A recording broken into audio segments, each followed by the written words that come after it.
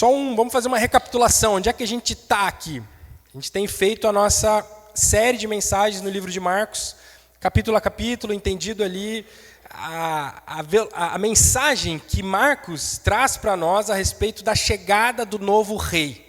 Marcos, ele é esse livro curtinho até, né? São 16 capítulos pequenininhos que falam sobre o novo rei chegou. Esse é o objetivo do livro de Marcos. Ele quer escancarar para todo mundo sobre o poder e a novidade de reino que existe. Não mais o reino de Israel, não mais o reino romano que vigorava na época, mas tem um novo rei. E aí ele está apresentando para nós esse novo rei.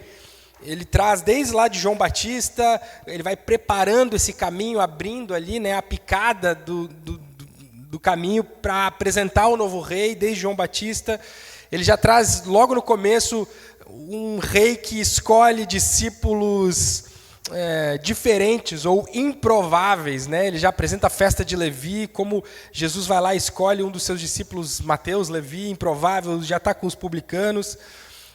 O Mano trouxe aqui para a gente também alguns domingos atrás a diferença que faz de um coração inclinado a estar com Jesus e um coração inclinado a criticar Jesus, a criticar as ações de Jesus. O Filipão trouxe há umas semanas atrás também as parábolas das sementes, e aí ele falou sobre todo tipo de semente que pode ter, aí de semeadura, de tudo, todas as formas de semente e fruto. Na semana passada a gente viu na semana retrasada, sobre as duas mulheres, a mulher adulta que estava com 12 anos, uma hemorragia, e a criança de 12 anos, filha de Jairo, que tinha morrido. Ô, Jonas, já que tu está aí, tu pode pegar um copinho d'água, por favor?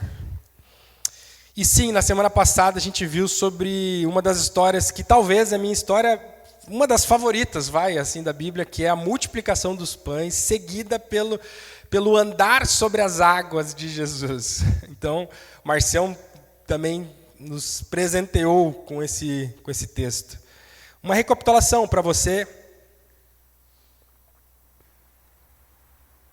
Tá aí em dia, né, com o que a gente tem falado. A fama de Jesus, ela havia tomado a nação de Israel. Jesus, ele tem feito tantas coisas grandiosas e diferentes que todo mundo estava ouvindo falar sobre Jesus naquela época. Fazia muitos anos que um homem, um profeta, não aparecia. Eles estavam num tempo que hoje a gente chama de o silêncio profético. Já tinha ali uns 300, 400 anos que não surgia um grande profeta. Um profeta que fizesse grandes milagres, então, só na época de Elias, Eliseu, isso fazia 700, 800 anos, 1000 anos atrás, na época de Jesus, né? Então, eles ouviam, eles lembravam, eles liam essas histórias. Alguns profetas fizeram coisas grandes, ainda mais Moisés. Mas hoje, no nosso tempo, isso não existe mais. Eles não tinham isso na memória, de fato. Não tinha um grande homem. Então, Jesus vai fazendo coisas grandes e isso vai ganhando fama. Agora, exatamente o que Jesus estava fazendo, ninguém tinha feito. A grandiosidade dos milagres, dos sinais que Jesus tinha feito, nenhum outro homem na história de Israel tinha feito antes. Então, ou eles estavam mentindo quando eles contavam, Jesus fez isso. Não, isso deve ser mentira. Mas é que ele fez isso de novo, ele fez isso de novo, ele fez isso, e aí começou a espalhar pela nação aquela história. Tem um homem lá em Nazaré, ou lá em Cafarnaum, que era onde Jesus ficava a maioria do tempo. Tem um homem lá em Cafarnaum que parece que ele está fazendo milagres atrás de milagres, atrás de milagres. E aí, de todos os lugares das nações, da nação de Israel, as pessoas começaram a ir para lá para ver com os próprios olhos, para ouvir o que Jesus tinha a dizer, para até fazer as próprias súplicas, né? Já que você é esse homem todo-poderoso aí que tem feito milagres, eu quero que você cure isso, ressuscite isso. E aí, a gente tem visto a história que a multidão começa a aumentar, porque a fama de Jesus vai crescendo. E as pessoas vão lá para ouvir o que esse homem tem a dizer. Quem é esse cara? O que ele tem a dizer? E ele tinha algo a dizer. Todos os sinais, todos os milagres que Jesus fez e faz até hoje, acima de tudo, todo sinal, acima de tudo, quer apontar para uma mensagem sobre o reino de Jesus. Todo milagre que Jesus fazia, todos esses sinais, eles tinham como principal objetivo chamar a atenção e apontar para uma mensagem que Jesus tinha sobre o reino. E a mensagem de Jesus nesse capítulo é o contraste entre a religiosidade e a pureza. Entre a religiosidade e a pureza. Eu gosto muito de 007, da franquia 007, e um dos meus filmes favoritos é o Cassino Royale, já dos filmes novos, né? E tem uma cena em que a mocinha ali, ela mata alguém sem querer, não sei se sem querer, eu não lembro mais, né? Mas, e aí ela fica chocada com aquilo, porque ela matou alguém, ela era a mocinha ali, e aí ela tá no banho, assim, ó, tá na pia, se lavando, e ela se lava, tenta tirar o sangue, assim, com uma... Não sei se vocês lembram dessa cena, assim, mas ela tenta tirar o sangue, está na unha, e ela está muito nervosa com aquela sujeira do sangue. Mas tem uma camada ali que o filme está apresentando, que é, ela não quer se limpar só do sangue que está ali. Ela está assustada, porque ela está tentando tirar a culpa. Ela se limpa e tenta tirar aquilo, mas não consegue, porque não tem como ela voltar atrás naquela ação. Toda prática religiosa, ou como eu chamei aqui, entre aspas, tradição morta, porque veja, tradição em si não é algo ruim, mas eu quero dar uma semântica para essa palavra específica nessa manhã. Tradição, se você me ouvir falar, eu estou olhando para esse lado morto da tradição, essa vã tradição, como a gente cantou, né? Uma tradição humana que vai se construindo sem base no que a Bíblia fala, no que Deus ordenou, esse tradicionalismo assim que vai se construindo. Então, toda prática de religiosidade ou uma tradição morta tem mais a ver com mascarar a obediência do que qualquer coisa. Como essa mulher lá no filme que estava tentando limpar as mãos, mas no fim das contas ela estava mascarando algo que no coração dela é a culpa, ela queria tirar a culpa, o problema era interno.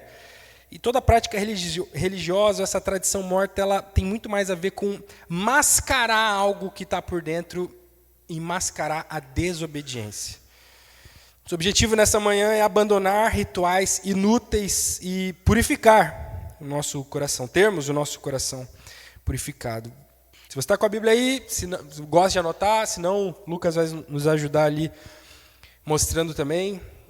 Versículo 1. Os fariseus e alguns escribas, vindos de Jerusalém, reuniram-se em volta de Jesus. Perceba, né? Estava todo mundo indo para lá, porque queria ouvir falar o que estava acontecendo. Eles viram que alguns dos discípulos de Jesus comiam pão com as mãos impuras, isto é, sem lavar. Porque os fariseus e todos os judeus, observando a tradição dos anciãos, não comem sem lavar cuidadosamente as mãos. Quando voltam da praça, não comem sem se lavar. E há muitas outras coisas que receberam para observar, como a lavagem de copos, jarros e vasos de metal e camas. Os fariseus e os escribas perguntaram a Jesus: por que os seus discípulos não vivem conforme a tradição dos anciãos, dos velhos, mas comem com as mãos impuras? Nos últimos capítulos, Jesus tem feito milagres e sinais, curas, maravilhas, a ressurreição, tem feito várias coisas, a multiplicação dos peixes, andou sobre as águas. E tudo isso chamava as pessoas, chamava a atenção. Os milagres, eles impressionavam todo mundo que presenciava esses milagres. Porém, Jesus ele tem uma outra estratégia de chamar a atenção também, que é a polêmica. a postura controversa. Perceba, Jesus chamava a atenção pelos milagres. Ele fazia coisas, ele multiplicou 2 peixes e 5 pães para 5.000 homens, 15, 20 mil pessoas comeram aquilo ali. Na semana passada a gente viu isso. Naquela noite ele foi andando sobre as águas. Tudo isso é um milagre, chama atenção, as pessoas vão falar sobre isso. Ponto. É verdade, a multidão estava ali porque Jesus era poderoso e fazia milagres. Mas essa não era a única estratégia de Jesus para chamar atenção para uma mensagem. Porque lembra, todos esses milagres, esses sinais, eles tinham como objetivo uma mensagem. Ele fazia algo poderoso para ensinar algo, para apresentar uma mensagem. Mas Jesus tinha um outro formato de chamar a atenção também. Ele era polêmico. Ele era ácido. Ele fazia coisas que especialmente naquela época, a gente ficaria meio em choque, meio escandalizado. Essa é a palavra que a Bíblia usa várias vezes para as posturas de Jesus. Vamos lá, vou te lembrar o que aconteceu só em Marcos, até aqui, tá? Só o que a gente está vendo até aqui na nossa série, só em Marcos. Ele tocou num leproso, e não podia, obviamente. Ele perdoou os pecados, ele perdoou os pecados, lembre? A cura dele ter feito o paralítico andar chama atenção e tal. Mas perdoar os pecados é a parte polêmica de Jesus, é a parte que choca Jesus. Ele se sentou, teve festa, a festa de Levi, né, com os pecadores, publicanos. Ele se recusava a jejuar, como os fariseus jejuavam. Ele, não vou jejuar, eu vou comer. Ele permitiu que os discípulos colhessem espigas de trigo lá no sábado. No sábado não é para fazer nada. Não, pode pegar a comidinha, não tem problema. Ele cura um homem no sábado também. Na hora de escolher os discípulos, ele escolhe homens improváveis, uns pescadores, um corrupto cobrador de impostos, umas coisas.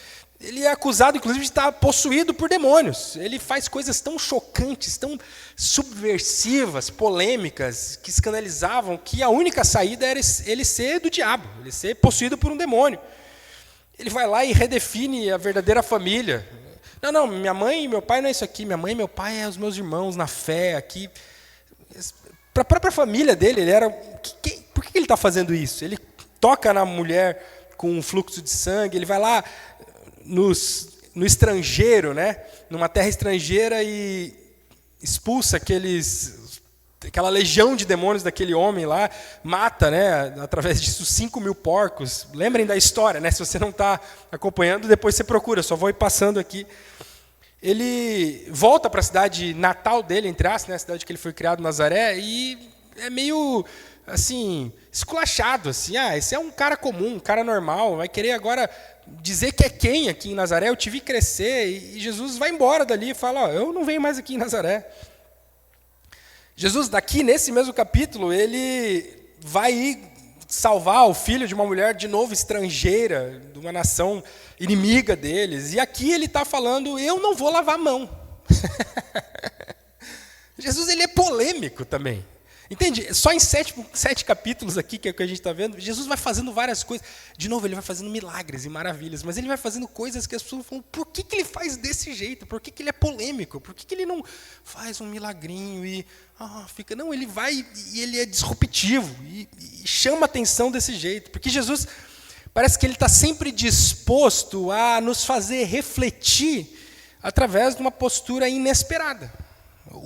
Esse ineditismo de Jesus, ele serve para nos chocar.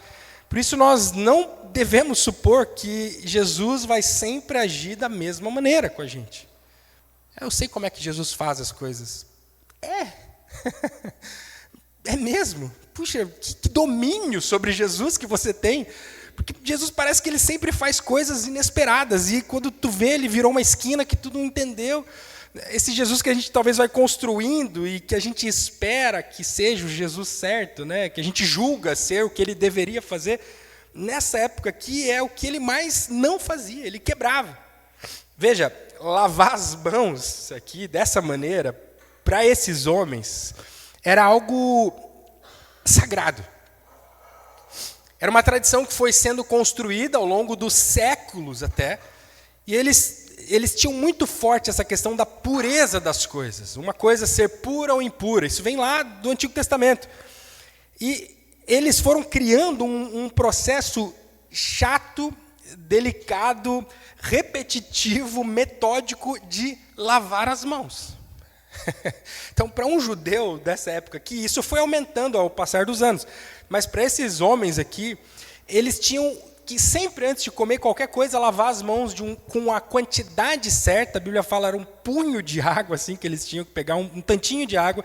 Aí eles lavavam primeiro os dedos, depois vinha meio médico antes da cirurgia, sabe? O cara tem um método, aí vinha para cá e eles tinham que voltar a água para ela sair pelos dedos, a última água ali, agora eu posso comer uma maçã, uma pera, coisas que deviam ter na época lá, né? Mas não só as mãos, com tudo. Eles tinham essa metodologia, essa dificuldade, eles iam dificultando as coisas mais simples. Gente, é comer.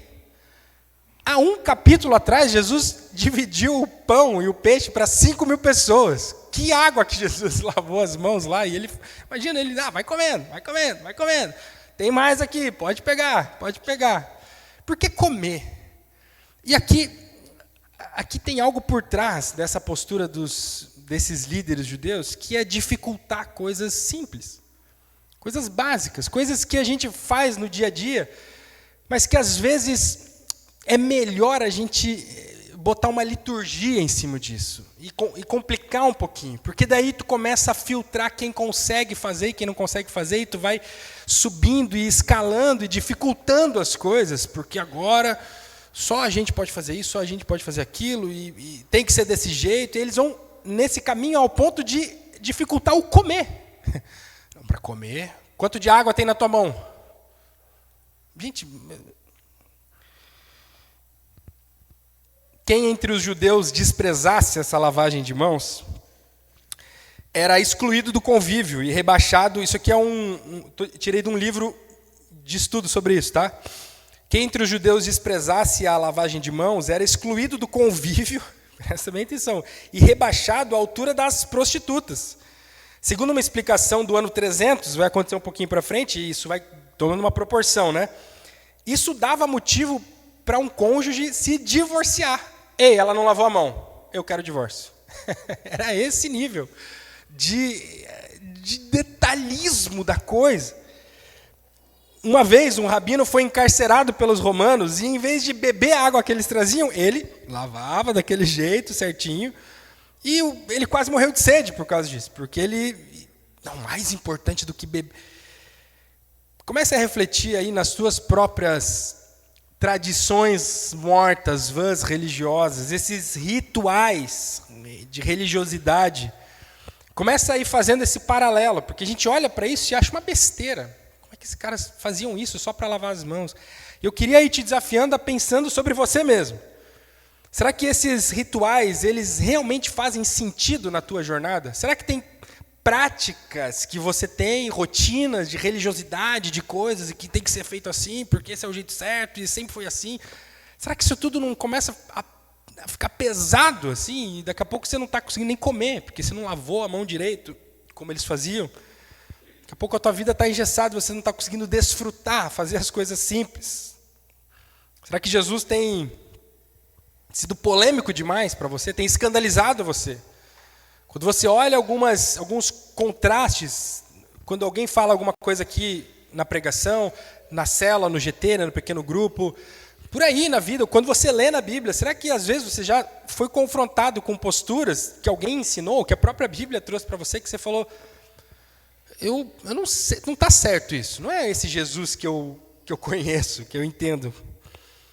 Quanto que você já foi confrontado ou até se viu em crise pelas polêmicas, pela postura polêmica de Jesus? Bom, Jesus respondeu, versículo 6, bem profetizou Isaías a respeito de vocês, hipócritas. Como está escrito, este povo me honra com os lábios, mas o seu coração está longe de mim. Em vão me adoram, ensinando doutrinas que são preceitos humanos, rejeitando o mandamento de Deus. Vocês guardam a tradição humana. E disse-lhes ainda, vocês sempre encontram uma maneira de rejeitar o mandamento de Deus para guardarem a própria tradição. Ao ser questionado sobre a razão de não ter práticas de pureza e ter um hábito tão, entre aspas, sujo como esse, de não lavar as mãos da maneira certa, Jesus vai lá e expõe a raiz do problema. Eu não lavo as mãos, vocês são desobedientes. O problema é vocês. Toda a prática de religiosidade ou de tradição tem mais a ver com mascarar a desobediência. E Jesus usa a Bíblia para expor isso. Veja, eles estavam trazendo uma tradição, né? lava a mão. Por que não lava a mão? Porque nossos pais faziam isso, blá, blá. Jesus fala assim, gente, já disse Isaías, o profeta Isaías já disse sobre vocês. Vocês me adoram com os lábios e falam que eu sou o Deus de vocês, mas o coração de vocês está distante de mim. Jesus sabe que a melhor luz que você pode jogar para uma hipocrisia é a própria Bíblia, a palavra dele. E às vezes nós temos sido bombardeados com achismos por aí. Puxa, hoje em dia com a internet, com Instagram, YouTube, é tão comum a gente ver líderes, para botar assim, religiosos, baixando regras e dizendo que é assim que se faz, é assim que se deve pensar, é assim porque tal jeito e tal ritual está certo, e você deve ter essa prática, e é esse jeito que faz. E da onde essas pessoas estão tirando isso? Porque da Bíblia não é. É importante que nós tenhamos um pouco mais de maturidade, de senso crítico, para escutar o que tem sido falado por aí e olhar para a Bíblia. Falar, ei, de onde esse cara tirou isso? Que versículo? Onde que está isso aí? Porque esses escribas e mestres da lei, vejam, eram homens instruídos, homens que lideravam o povo de Israel naquela época. Eles estavam substituindo a Bíblia por tradição humana. E você acha que isso acontece até hoje? Sim ou não? Queridos, sejam adultos, maduros. Não sejam levados por qualquer vento de doutrina, como a Bíblia vai falar. Sejam firmes e críticos em relação ao que vocês escutam por aí. Me mostra na Bíblia, se eu quero entender isso. Eu já cansei de ter conversas com pessoas assim, cansei no sentido de várias vezes eu tive conversa que as pessoas apresentam para mim, pastor, viu que tal coisa aí? Viu que é assim, que não sei o quê? Porque é o fim dos tempos, né? E vai falando, sei lá, várias coisas. De onde tu tirou isso? Né? Eu vi um vídeo. Gente, homens velhos, mulheres adultas, levadas por ventos, assim. Olha o que Jesus fez. Não, eu vou responder com a Bíblia a vocês.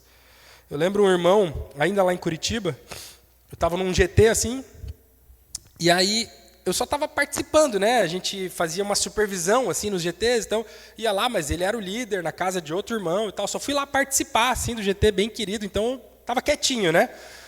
E aí ele falou assim, gente, porque e estava falando sobre a morte, eu acho que era alguma coisa assim. Ele eu até, por exemplo, essa questão de reencarnação, eu não duvido nada. Eu não duvido que tenha essa reencarnação. Eu estava vendo, assim, claro, a gente não pode se basear por isso, mas vocês estavam vendo essa novela aí, né? E ele era um líder, ele era tipo assim, o vice-líder de homens da igreja. E ele estava ensinando num grupo caseiro, na casa de outro irmão.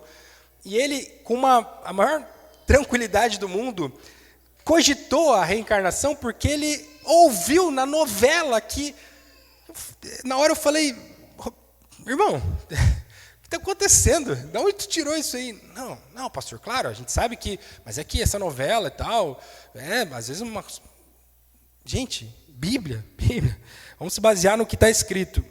E aí Jesus continua, versículo 10. Pois Moisés disse, né? Ele olha para a Bíblia. Honre o seu pai e a sua mãe. E quem maldisser o seu pai ou a sua mãe, seja punido de morte. Vocês, porém, dizem que se alguém disser ao seu pai ou sua mãe, a ajuda que você poderia receber de mim é corbã, isto é, oferta ao Senhor. Então vocês o dispensam de fazer qualquer coisa em favor do seu pai ou da sua mãe, invalidando a palavra de Deus por meio da tradição que vocês mesmos passam de pai para filho e fazem muitas outras coisas semelhantes. Jesus ele traz esse conceito da honra aos pais, do cuidado com os pais, que envolvia todo tipo de cuidado aos pais, uma honra plena de vida. E às vezes um pai pode precisar de alguma ajuda até financeira. E aí Jesus fala, vocês desobedecem esse mandamento com uma tradição, que é essa do corbã. O corbã era o seguinte, isso estava lá no povo de Israel, essa permissão, você entregar e ofertar algo para Deus. Então, se você tinha lá um boi, né, naquela época, eu falo um carro aqui, né, mas um boi, e você falava, esse boi aqui é corbã, esse boi aqui é uma oferta ao Senhor. E aí você levava ao templo e ofertava, porque você quis. Talvez muito parecido com o que a gente te desafiou a fazer aqui, ali entre as músicas, né? Gente, olha aí para vocês e o que pode ser ofertado ao Senhor. Ofertem. Algo simples. Mas aí eles pegaram essa ideia e essa abertura que tinha ali na lei e eles modificaram aquilo, modificaram o sentido e ao longo dos anos eles foram atribuindo esse título de Corbã, ou seja, oferta ao Senhor, isso aqui é dedicado ao Senhor, para qualquer coisa. E aí, como era algo dedicado ao Senhor, eles não necessariamente podiam mais ajudar as pessoas com aquele dinheiro, porque ele agora é do Senhor. E aí os pais estavam precisando de ajuda, de alguma coisa, e eles falavam, Jesus diz, né, pai, eu queria até te ajudar, mas você sabe que o meu dinheiro eu botei todo para Corbã. E aí eu estou usando ele aqui, claro, ele oferta ao Senhor, mas eu não, porque se eu tirar e ofertar para o Senhor, isso vai ser um pecado. Eu jurei que ele é do Senhor. E eles viviam a vida assim, eles consagravam as coisas a Deus, né, a Corbã, e no fim das contas só não ajudavam as pessoas. Por não estarem dispostos, de fato, a cumprir o que Deus tinha exigido deles, o povo de Israel ele foi criando brechas, adicionando tradições às leis, algo que estava lá, ofertar ao Senhor, tudo bem, isso é lindo, maravilhoso, mas eles foram distorcendo isso e encontrando brechas, adicionando leis, as PECs, né, daquele tempo, eles iam modificando e alterando para que eles pudessem desobedecer no fim das contas. Eles pegavam a lei e como eles não estavam dispostos a fazer isso, eles iam aumentando ela, melhorando na cabeça deles ela, adicionando coisas, encontrando brechas, fazendo ligações, criando tradições, para no fim das contas, desobedecer. Desobedecer, não fazer o que a Bíblia estava falando. E tudo isso com uma máscara de religiosidade, porque as palavras eram religiosas. É Corbã, eu fiz isso para o Senhor, eu estou lavando as mãos para não ter impureza. E tudo isso com essa aparência de religiosidade. E a isso Jesus chamou de hipocrisia. É muito natural para nós, seres humanos, é comum para nós buscarmos essas rotinas religiosas, essas tradições religiosas que anestesiem a nossa desobediência, que mascarem a nossa desobediência, que anestesiem a nossa incapacidade de fazer o que de fato deve ser feito. Quão comum é a gente falar, não, eu estou tendo um tempo em família, para não participar das celebrações, para não se envolver mais com as coisas da igreja. Não, isso aqui é um gasto em família com lazer. Isso aqui é um lazer porque eu preciso também desfrutar um pouquinho do trabalho. Para não ser generoso. Para não repartir com as pessoas que estão precisando. Com a igreja. Quando a gente mascara com excelência no trabalho. Não, eu tenho que ser um bom trabalhador. Eu tenho que ser o melhor no que eu faço. E aí eu não tenho tempo de participar de uma célula. Ou de liderar uma célula. De ajudar numa célula. Quando a gente bota o futuro dos filhos e eu preciso dar um futuro para eles, a gente mascara isso ali, faz essa à frente, mas por trás eu só não quero investir em oração neles, eu não quero gastar tempo fazendo devocional, então eu não posso chegar um pouquinho antes para pegar eles acordados ou gastar 1 hora com eles, para investir na vida espiritual deles, porque eu estou preparando um futuro para eles. Se eu não trabalhar, como é que eles vão para a faculdade? Como é que isso? Como é que aquilo? A gente vai mascarando. Uso tempo de sono, eu preciso dormir, eu preciso descansar, eu preciso ter reativar as minhas energias, para mascarar a preguiça de acordar cedo e ter devocional, e ter tempo com Deus. Não, mas você cria essa tradição, esse rito religioso, essa máscara no fim das contas. Ou a falta de experiência. Não, é que eu ainda estou caminhando, eu preciso aumentar minha bagagem com Deus, eu estou... para não se envolver com outras pessoas, ou evangelizar, ou contar o teu testemunho para as pessoas. Ou zelo. Não, isso aqui é um zelo espiritual que eu tenho. Acho que as coisas de Deus devem ser feitas do jeito... Só estou querendo cuidar das coisas de Deus para criticar os outros, para reclamar, para falar, o outro está fazendo errado, no fim das contas é isso. Mas Percebe como a gente vai criando essas máscaras para, no fim das contas, esconder o que a gente, de fato, está fazendo. E é mal, e é desobediência. Eu leio muito a Bíblia, muito. Eu agora até dei uma parada assim na velocidade, mas eu leio rápido, né? Eu consigo ler rápido. Então, por muitos anos, eu li a Bíblia umas 6 vezes por ano. Então, eu lia muito, muito mesmo. E várias vezes, eu estou contando isso aqui justamente que não é para me orgulhar, porque o desfecho é esse. Várias vezes eu estava lendo a Bíblia e, assim, atropelando tudo que eu deveria fazer e ignorando o que eu tinha acabado de ler, com uma desculpa de que, não, mas eu leio a Bíblia, eu leio muito a Bíblia, já li 40, 50 vezes a Bíblia. Mas tu está fazendo o que tu leu hoje de manhã? Não, às vezes não. Às vezes, com a desculpa da religiosidade, não, eu domino, eu leio a Bíblia, eu tenho essa prática. Todo dia eu leio a Bíblia. Eu atropelava e mascarava algo que de fato estava acontecendo, que era eu não me importava de fato com o que estava escrito. Eu passava os olhos na Bíblia, mas eu não lia e meditava. E às vezes era confrontado com pessoas que liam um versículo e traziam algo tão poderoso, tão real, tão frutificado na vida, e uma palavra sábia.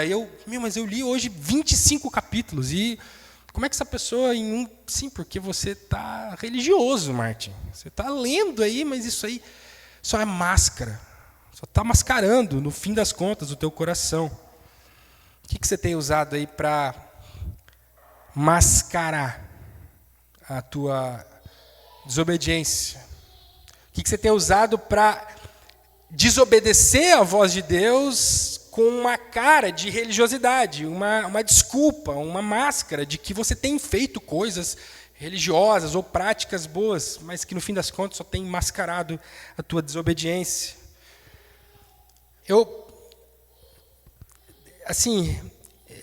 Quando a gente pensa sobre isso, estou escolhendo as palavras aqui, é comum a gente pensar, isso passa pela minha cabeça também, que esses rituais em si, as práticas religiosas em si, as tradições, os tradicionalismos, o que foi feito sempre pelos velhos, né, pelos antigos, as rotinas que você criou de religiosidade e de vida em si, é comum, e às vezes eu tendo a pensar que isso em si não é mal. Essas coisas em si não são más, mas elas atrapalham muito, elas pesam muito. Entende o meu raciocínio? Quando a gente fala, por exemplo, lavar as mãos aqui, né, no caso deles, ou a roupa que a gente veste, vai encaixando aí na tua cabeça o dia de culto, chamar isso daquilo, o respeito, ou a tua rotina, no meu caso, a minha leitura bíblica desenfreada. Essas coisas em si, elas não são más, mas elas tendem a atrapalhar a jornada. Eu tendo a pensar isso às vezes, e eu sou confrontado com uma verdade bíblica, que não, essas coisas são más. Porque, claro, nada é mal em si, nada é impuro em si, mas às vezes a gente se ilude dizendo assim, o problema aqui não é lavar as mãos, para pegar os exemplos dos judeus aqui, mas é que o coração deles era desobediente. Sim, beleza, a gente vai ver isso tudo, mas nós somos tão limitados e fracos que não há maturidade no ser humano para manter essa árvore de Natal cheia de penduricalhos inúteis e vãs tradições e ainda sermos frutíferos, e ainda sermos maduros. Tanto é que em Mateus, eu sou confrontado com a palavra de Jesus, em Mateus, quando ele fala exatamente essa mesma história, é narrada por Mateus, Jesus diz assim, e Jesus respondeu, toda planta que meu Pai Celeste não plantou, será arrancada. Fui eu que mandei vocês fazerem isso? Fui eu que mandei vocês lavar a mão? Então eu vou arrancar isso. Não é que lavar a mão em si não tenha problema nenhum, mas é o coração de Jesus fala, tem problema sim. Se eu não mandei fazer, não faz. Não perde tempo, o tempo é curto, é escasso. Vocês não têm maturidade para ficar criando tradições vãs e... Não, isso aqui em si não é mal. É mal. Tem levado pessoas para o inferno. Tem anestesiado pessoas. A religiosidade, as tradições vãs, essas práticas religiosas, elas têm anestesiado as pessoas. Elas estão caminhando em direção à própria perdição, achando que por estarem fazendo coisas aparentemente boas, elas estão bem. E Jesus fala, isso está errado. Se eu não mandei fazer isso, para de fazer. Não é que pode fazer. Quem quiser faz. Não, não faz. Parem de fazer. Se meu pai não plantou isso, eu vou arrancar.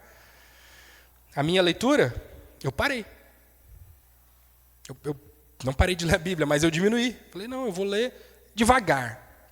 Eu não consigo, não é que eu vou ler um monte e também vou ler um pouquinho, mas para de se enganar. E essa é a minha mensagem para você. Pare de se enganar. Convocando outra vez, versículo 14. Convocando outra vez a multidão, Jesus disse, escutem todos aqui. Imagino, né? Jesus estava lá, comendo, sem lavar as mãos. Aí os fariseus vão lá e falam, por que você não está lavando as mãos? Nossos pais faziam isso, é uma tradição tão séria. Né? As pessoas podem ser expulsas, podem ser divorciadas. Por que você não está levando algo tão a sério assim? Ele fala, vocês são desobedientes, é por isso. Vocês querem vir falar de lavar a mão? Vocês não me adoram, vocês ignoram tudo que a gente manda. Eu e meu pai, né, no caso, Jesus falando. Vocês são maus e hipócritas. Vocês, ao invés de ajudar os pais de vocês, vocês falam, não, isso é corbã, isso aqui é oferta para o Senhor. Então eu vou desfrutar disso aqui com meu bem querer e não vou ajudar meu pai. É isso que vocês têm feito, Jesus fala isso. E outra coisa, presta atenção aqui, ó. É isso que Jesus faz. Pessoal, a multidão, ó, vem cá, tá? Eles trouxeram isso aqui, agora vem todo mundo aqui comigo, tá? Jesus faz isso. Convocando outra vez a multidão, Jesus disse, escutem todos e entendam, prestem bem atenção aqui, quase como Jesus fizesse isso, né? Não existe nada fora da pessoa que entrando nela possa contaminá-la. Mas o que sai da pessoa é o que a contamina. E para nós isso pode até fazer algum sentido, né? Não é nada que entra que contamina, é o que sai que contamina. Mas para esses discípulos aqui, para essa época, isso ninguém entendeu. Tanto é que, versículo 17, quando entrou em casa, deixando a multidão, os seus discípulos o interrogaram a respeito da parábola. Jesus lhe disse, então vocês também não entendem. Não compreendem que tudo que está fora da pessoa, entrando nela, não a pode contaminar, porque não entra no coração dela, mas no estômago, e depois é eliminado. A palavra aqui é latrina. Exatamente, latrina, que eles falam. Isso aqui vai para o vaso. Vocês comem, estão preocupados em lavar as mãos. Tudo vai para o vaso. Tudo vai virar cocô, é o que Jesus está falando. Estão preocupados com isso? E assim Jesus considerou puros todos os alimentos. Jesus estava criticando as tradições judaicas aqui, inúteis, sim, mas também ele estava completando a lei sobre os alimentos. No Antigo Testamento existia uma lei que dividia as coisas em geral entre puras e impuras. Os animais, pessoas, posturas, várias coisas. Os alimentos também. Então, algumas coisas podiam ser comidas porque elas eram puras e outras coisas não podiam ser comidas porque elas eram impuras. Isso está lá em Levítico 11, Deuteronômio 14. E o povo de Israel deveria obedecer essas leis. Isso fazia parte do mandamento para aquele povo de Israel. Mas agora Jesus vem e ele dá um sentido completo para essa lei. Ele em si termina e completa a lei e abre. Existe uma ampliação da lei para o reino todo. Porque ele fala, agora esse reino não é mais o reino de Israel, esse é o reino de Deus, para todos os povos. E ele tem, a mensagem de Jesus é essa. E nesse reino, que é para todos os povos, não tem mais comida pura, comida impura. Não existe mais essa diferença entre alimentos. Paulo vai ampliar essa ideia de Jesus dizendo que não existe mais nada impuro e impuro, puro e impuro. Dia, festa, música, eu diria. Não tem, gente, não é sobre isso. Jesus está falando, não tem comida pura, nada que vocês comam é mais puro que outra coisa, porque tudo vai para a latrina. Eu estou ampliando essa lei aqui. Por isso que nós, hoje, a igreja, nós somos livres para comer qualquer tipo de alimento. E Jesus faz esse parênteses aqui, e eu queria fazer também, e trazer essa libertação, porque infelizmente algumas pessoas ainda estão presas 2000 anos depois. Eu posso comer isso, eu não posso comer isso, esse dia é mais sagrado que aquele, Jesus está falando, gente, não é sobre isso. E dizia, versículo 20, o que sai da pessoa, Isso é o que a contamina, porque de dentro do coração das pessoas é que procedem os maus pensamentos, as imoralidades sexuais, os furtos, os homicídios, os adultérios, a avareza, as maldades, o engano, a libertinagem, a inveja, a blasfêmia, o orgulho, a falta de juízo. Todos esses males vêm de dentro e contaminam a pessoa. Quer saber onde é que está a maior impureza? Dentro de você. É isso que Jesus está falando. Está preocupado em impureza? Ei, povo, presta atenção, o problema é você, o coração. Do coração que saem todos esses problemas. É de dentro que vêm os males. Você está preocupado com o que você vai comer, gente, é de dentro. Jesus aproveita esse assunto que foi trazido pelos próprios líderes ali sobre purificação, pureza das coisas, lavar as mãos. Ele fala, vocês querem falar de pureza? Tá bom, vocês querem falar sobre purificação? Não adianta se preocuparem com detalhes religiosos, com tradições, se o problema é o próprio coração de vocês. O coração de vocês que é mau. Essa briga entre a impureza que é o que vem de fora ou é o que vem de dentro. Isso é uma luta que todos nós vivemos. Presta bem atenção aqui. Da onde vêm os problemas, os males, as impurezas, quando você pensa neles? Quando você julga que algo é impuro, é mau, é sujo, é errado, não é de acordo com o que deve ser feito, com a palavra de Deus, da onde essas coisas vêm? Porque se na tua cabeça essas coisas vêm de fora, é do outro, é o que o outro fez, é o que o outro falou, é como o outro vive, é o que o mundo está fazendo, é o que o político tal, é o que. Se isso vem de fora, se isso tem a ver com o que está lá fora e vem para dentro de você, você está pensando como esses homens aqui, isso é orgulho. É falta de humildade, de perceber o que Jesus está falando, que não é o que vem de fora que contamina vocês. É o que, gente, o coração de vocês é o problema. É as falas de Jesus para nós, né? É o nosso coração. Reconhecer que a impureza, o que está aí fora, é um pior dos orgulhos. Isso tem a ver com a maldade nossa. Jesus ele quer ensinar que a impureza vem de dentro. E a religiosidade quer gritar para todos os cantos que lá fora é impuro. Se você não fizer desse jeito, se você não orar desse jeito, não botar essa roupa, não falar assim, não ouvir desse jeito, não... Isso é o que a religiosidade quer gritar. Lá fora, eles, os outros, os que não lavam a mão, aqueles alimentos, os que não fazem isso, não fazem aquilo. Sempre que alguém vem reclamar para mim, e quantas pessoas não vieram ao longo da vida aí de pastor, né, reclamar, tu viu, pastor, que tal pessoa veio com uma roupa meio assim, ou não falou tal coisa no domingo de tal jeito, ou está servindo de tal jeito. Tu viu como ela falou com o marido? Tu viu como isso? Mas por que a gente faz a ceia assim? Tu viu que o batismo não sei o quê? A pessoa está reclamando que não parece com a religiosidade que ela entende que é a certa. Ela está trazendo esse problema para mim. A primeira coisa que eu penso é, essa pessoa está escondendo um pecado. Eu já começo a orar. Quando a pessoa traz isso para mim, quero conversar uma coisa séria. Eu vi que aí no domingo tem acontecido isso. Eu vi que tal pessoa fez tal coisa. Por que a gente não tem a oração de tal jeito? Por que... E eu discerno, né? Eu começo a perceber que isso tem a ver com uma religiosidade que ela acredita. Ela supõe que o que ela pensa é melhor que o que está acontecendo. Quando eu vejo isso, eu falo, isso é máscara para pecado. Ela está mascarando uma desobediência. Ela está desobedecendo. Deus, me ajuda a fazer essa pessoa perceber que ela está em pecado.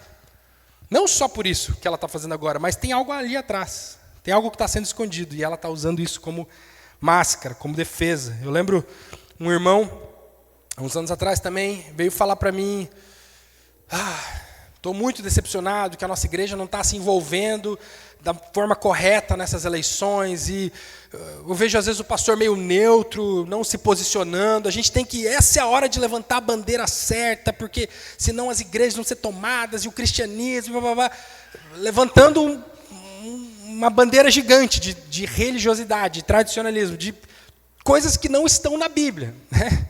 Tudo isso. Falei, como é que está o teu relacionamento com tua filha mesmo? Ela não tinha saído de casa e tal, não estava... Você não está um ano sem falar com ela? Vamos trabalhar isso aí. Eu já contei talvez essa história aqui. A resposta dele para mim foi: agora não é hora disso. Pastor, tem coisas mais importantes. O futuro da nação está em jogo. O diabo pode tomar o poder lá em Brasília. Para de falar coisas pequenas, como o meu relacionamento com a minha filha. Você percebe a hipocrisia que é isso? Vamos falar de Israel, vamos falar do Irã, vamos falar da Ucrânia, vamos falar disso, de política, e o Fux, não sei o quê. Gente, eu não estou falando para a gente ser alienado, não é sobre isso, mas é quando isso mascara algo que está por dentro e você joga isso num nível de religiosidade, de alguém que fala bem, perfumado, bonito, mas abre a boca é sempre sujo. Conheceu alguém assim? É isso que eu penso. Essa pessoa ela tem traços de beleza no que ela quer. Ela parece que está se importando, ela quer. Mas eu olho e falo, isso aí, deixa eu tentar encontrar onde é que está ali. Isso aí, ela está mascarando um pecado. Lembra que Jesus fala, gente, isso aí vira cocô. É literalmente isso que Jesus fala. Isso aí vai para o vaso, para a latrina, né, que era o vaso daquela época. Paulo diz assim, lá em Colossenses 2, não precisa abrir não, Lucas.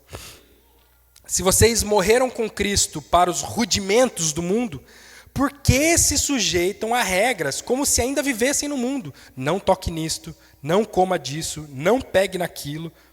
Todas essas coisas se destroem com o uso, são preceitos e doutrinas dos homens. De fato, essas coisas têm aparência de sabedoria. E veja, quanto pode ser incluso nessa frase aqui, aparência de sabedoria, coisas que parecem sábias. Ao promoverem um culto que as pessoas inventam, coisas grandes, falsa humildade, um tratamento austero ao corpo, eu faço isso e meu corpo isso. Paulo diz, mas essas coisas não têm valor algum na luta contra as inclinações da carne. Gente, tira isso aqui da frente, eu estou falando do pecado. É isso que Jesus faz, é isso que Paulo faz. Na época da Covid-19, eu falei algumas vezes aqui também, eu trabalhei em hospital dentro, na UTI da Covid-19. E nas primeiras vezes eu apareci com aquela máscarazinha que a gente usava para ir no mercado. Né? E eles me olharam assim, o que está fazendo com essa máscara aí de pano? Né? Isso não serve para nada. Tem que botar uma, não sei o que, 95, e aquelas máscaras poderosas e mais o face shield. Isso aí tu está te enganando. Se tu acha que isso aí tem algum... E quantos tratamentos a gente não viu que... se fizer isso, se fizer tal coisa, e 30 dias disso e mais aquilo e tal. E a ciência falando, gente, isso aí... Não é que isso é só inútil, mas isso está te anestesiando, você está se enganando, achando que isso faz bem e por isso você está caminhando para a destruição. O problema não é só a inutilidade das coisas que a gente faz, é a falsa segurança. Achar que isso tem algum valor. Chegando aqui hoje, a gente parou ali, tá meio molhado, né? Eu dei a mão pro Joel, pro Otto e a Sara também. E ela, não preciso de ajuda. Eu falei, que feio, filha. Aí ela saiu e tal, não aconteceu nada, porque pai e mãe tem esse poder, né? Não precisa de ajuda, vai, tropeça, cai e se suja, né? Bem assim. Mas dessa vez até orei, Deus, ajuda que ela venha limpinha, né? Para cá pro domingo. Mas ela foi bem e tal. No carro, a Suzy me contou que a gente se atrasou um pouquinho para o tempo que a gente gosta de chegar bem anterior aqui, né? E eu falei, o que aconteceu? Ela falou, a Sara foi no banheiro, e aí estava lá, e aí não conseguia se limpar. Pensando, quantas vezes a gente é assim? Eu não preciso de ajuda. Não, eu consigo descer, eu não preciso de ajuda, pai. Mas há 10 minutos tu estava sentado no vaso, tu não conseguia se limpar. Quantas vezes a gente é assim? Não, isso aqui eu faço desse jeito, e eu leio a Bíblia tantas vezes, eu sou isso, e eu consigo ter uma religiosidade, eu já tenho tantas... Gente, no íntimo, quando está falando sério, como é que tem sido a tua luta contra o pecado? Nas coisas sérias, no teu coração. Não pode comer tal coisa, esse dia é mais sagrado. Esse é o jeito de falar, esse lugar, o encontro, o evento, vai ter um congresso... A oração é assim, assado, a música, a ceia, o batismo. Tu vai colocando tantas tradições religiosas, e qualquer uma que venha na tua cabeça. Mas essas tradições religiosas, elas não só fazem você perder tempo, e perder dinheiro, perder amigos, perder um monte de coisas boas do mundo, mas elas desviam a tua atenção do real problema, a maldade que vem do coração. Como se Jesus estivesse dizendo: enquanto tu se preocupa em lavar as mãos religiosamente antes de todas as refeições, teu coração está sujo e nem tudo sai com água. O que tem saído aí do teu coração? Você reconhece a própria impureza? Ei, presta atenção aqui, ó, Monte Serra. Como eu gostaria, faz parte da minha oração. Nada pode ser pior. Presta atenção aqui, igreja. Nada pode ser pior do que uma igreja que se preocupa com essas tradições, essas pequenices, essas coisas, esses tradicionalismos, essas religiosidades, sem reconhecer que a própria sujeira está no nosso coração, no meu coração, no teu coração. Quem aqui gostaria de ser purificado de verdade? Hein? A verdade veio para nos libertar, amém? Somos libertos de práticas religiosas, tolas, desnecessárias, que muitas vezes escondem essa nossa dificuldade em obedecer o essencial, o simples para a vida cristã. Nós somos libertos de restrições alimentares, da ilusão de que algo é puro ou impuro por si só. Mas principalmente nós somos libertos do nosso próprio mal, do nosso próprio pecado, das impurezas reais, aquilo que Jesus falou lá, as maldades, sujeiras que surgem e brotam do nosso próprio coração. Jesus escancara a maior verdade: vocês precisam de salvação, vocês precisam de um coração novo. Não vai adiantar lavar as mãos, não vai adiantar fazer isso e aquilo. Vocês precisam de um coração novo. E eu estou aqui para salvar vocês. Só tem uma coisa: nem tudo sai com água, mas tudo com o sangue de Jesus. Ele sim pode purificar o coração de vocês, não essa água, esse jeito que vocês limpam.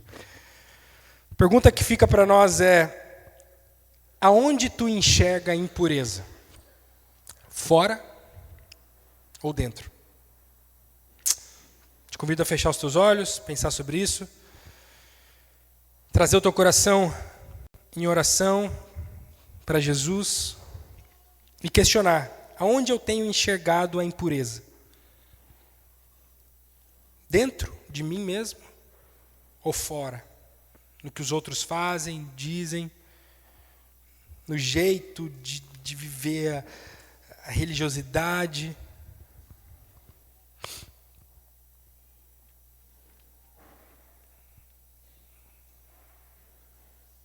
Existe alguém aqui hoje que, de fato, quer ser purificado?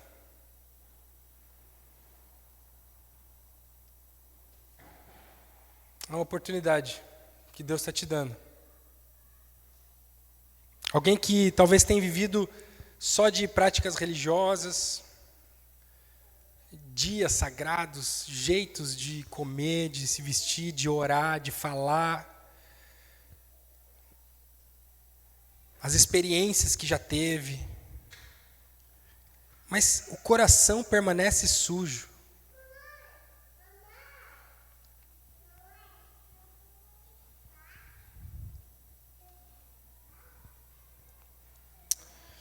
Te desafio: se você de fato quer ser purificado, quer ser limpo, abandonar essas práticas religiosas, que não só te atrapalham, mas te anestesiam, eu te convido a ficar de pé e dizer assim: eu quero ser purificado.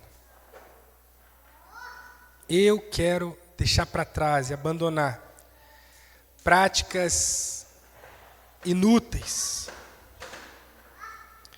que às vezes só servem de máscara, mas eu quero reconhecer que a impureza está aqui dentro, é no meu coração.